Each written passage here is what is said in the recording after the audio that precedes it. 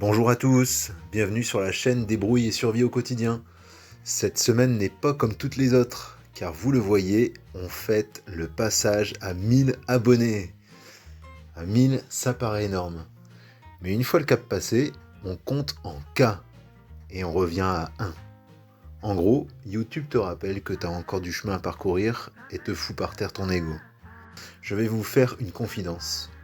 Comme vous le savez peut-être, mon petit passe-temps est le blogging, la confection de sites web et le SEO, SEO en anglais, ou Search Engine Optimization, le référencement sur Google quoi. Tout cela en parallèle de mes différents tafs, de ma vie de famille et de ma petite préparation à l'autonomie. Au tout départ, j'ai créé cette chaîne YouTube uniquement pour créer quelques liens vers mon site web. Pour la faire courte, le positionnement sur les moteurs de recherche s'améliore avec des liens qualifiés et des comptes réseaux sociaux gravitant autour du site web. J'imaginais faire donc 10-15 abonnés tout au plus, mais je m'en fichais. Mon objectif était ailleurs. Mais vous vous êtes mis à cliquer sur la cloche encore et encore. Résultat, je me suis pris au jeu et j'ai refait des vidéos. 1, 2, 3, puis c'est devenu une drogue qui s'est ajoutée à mes autres passions. Autrement dit, je n'ai plus de temps à moi et vous m'avez mis dans la merde. Mais je n'en ai jamais vraiment assez. C'est pourquoi je suis sur un énième projet. Et je me suis promis de vous en dévoiler les contours une fois que les 1000 abonnés étaient passés. Donc je me lance. Quelle est cette grande nouvelle ? Allez, roulement de tambour.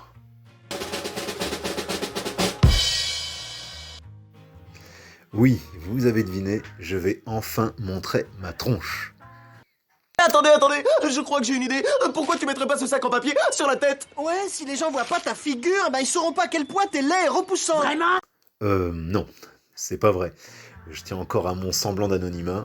Le premier principe du survivaliste n'est-il pas de répondre à la doctrine de l'homme gris ? Alors non, c'est toujours la discrétion absolue. Désolé. Alors qu'est-ce que c'est ? Oui, je vais vivre de ma chaîne YouTube, car... Il est temps de monétiser le site.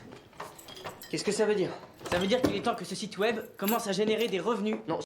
Arrivé à 1000 abonnés et 4000 heures de visionnage, YouTube nous reverse une petite commission sur les pubs. Mais ça me fera tout casser 70 € par an à ce rythme. En plus, notre thématique n'est pas celle qui se monétise le mieux. Donc, ce n'est pas encore ça la grande nouvelle. Toujours pas deviné ? Allez, un effort. Oui, j'ai trouvé un sponsor. Mon cousin qui fait du dropshipping sur AliExpress s'associe avec moi pour vous fournir des Firesteel du tonnerre à 5 €. Non, je déconne, c'est toujours pas ça. Bon, allez, je me lance pour de bon.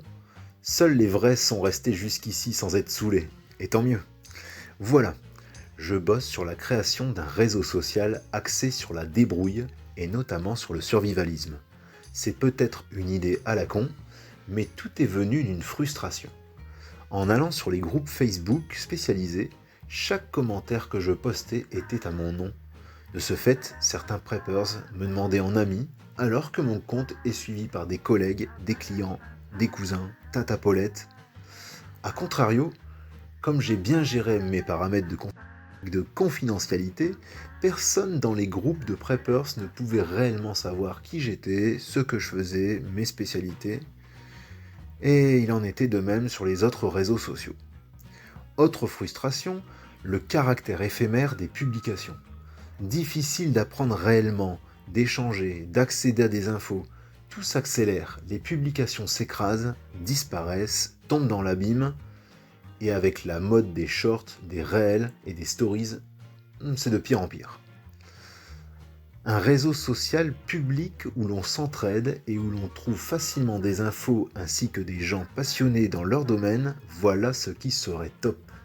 Pour moi du moins.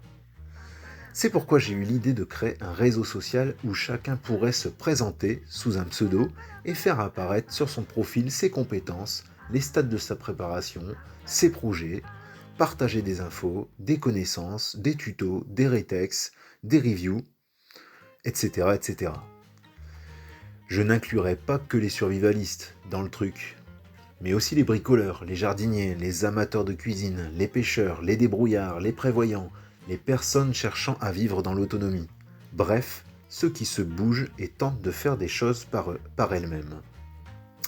Il me semble important de pouvoir mêler tous ces savoirs car tout est lié.